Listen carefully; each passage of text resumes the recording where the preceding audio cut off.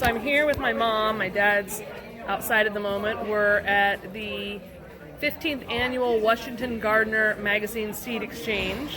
And Mom, what were the topics that we heard discussions on today? Well, companion plants was one of them, and I learned a lot from that. I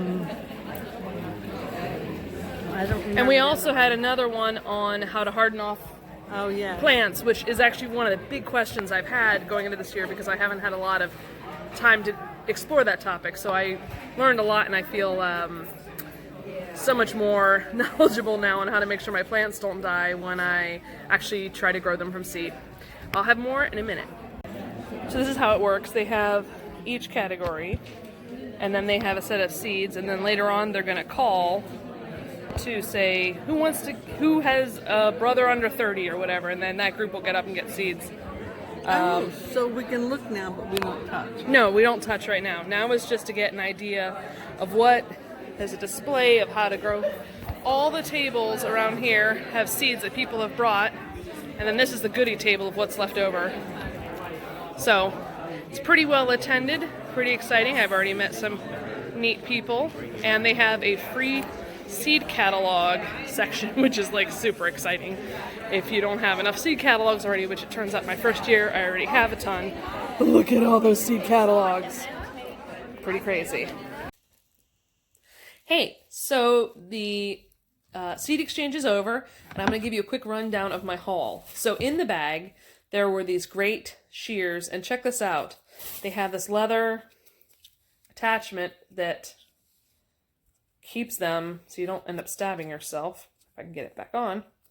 Come on. Anyway, that was a freebie in the bag. How awesome is that? I did pay $20 to get in, but still, definitely got my money's worth, as you're about to see.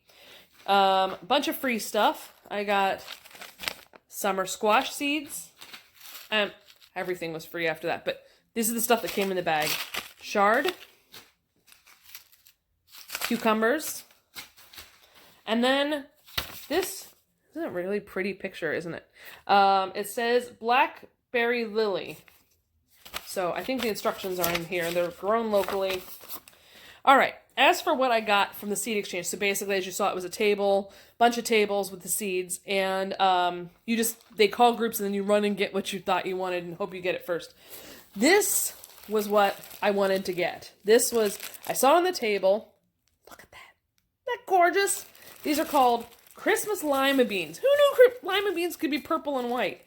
And they say that they grow 15 feet tall, so I'm probably going to grow them in the corner of the yard, not in the square foot garden, because that's already really, really taken up. Other stuff I got, nasturtiums, which are really good companion plants, and I had to split the envelope with the lady because she also wanted some, but I didn't mind because there's no way I'm growing them all. A bag of marigolds. You can tell the packaging is a little different for everything, but you can kind of see some of the seeds. There's an example of some of the seeds there. Morning glories. I had some growing on the side fence, but I think I'm going to plant them purposefully. They might need cold stratification, so I'm going to have to deal with that. Blue peas. This is, I have no idea what it is, but the lady said they're really pretty and they like trellises. I don't think they're edible, though. Zinnias, that's also for companion planting. Zucchini. Coxcomb, which is like that velvety brain-looking plant. It's actually one of my favorite flowers, and this was on my list of stuff to buy this year. So, I have it. She said they should be purple and or red, and maybe some sneaking white coxcomb, which I've never seen, and I'm totally excited that maybe it's in there. Wood oats. Okay, this is the native plants I got. So these are wood oats. They look kind of like wheat, right? They grow, but they're really low to the ground, and they can handle shade, and I'm going to have them in the shady side yard. Let's see, what else did I get that's native? This is called white avens, and I don't know how well you can see it, but these are basically little flowers, and they grow in the winter, so they flower in nights as low as 10 degrees, so should be able to do that. Another native plant I got was swamp milkweed, and this is the stuff that monarchs will eat, and they also have their caterpillars on. So they said to get those in the ground soon. This was the second thing I ran for, by the way. Didn't run, but I hustled. Jerusalem artichokes. I've never grown it. I've only ever heard about it. I don't know if I've even ever eaten it. But I saw them there. I was like, I want to grow those. So you eat the roots, and this is what I'm going to grow. And they apparently have huge flowers, I guess. I need to actually research it. But somebody warned me they can get out of control. So you have to grow them in a container or something where they can't spread too fast. I got this thing called cleomes that they are apparently tiny little flowers that look like fireworks. I don't know. They grow really low to the ground. And, oh yes, wild blue indigo plants. I want you to look at the pods for these things. These are great. They're bushes. Look at that pod. Isn't that neat?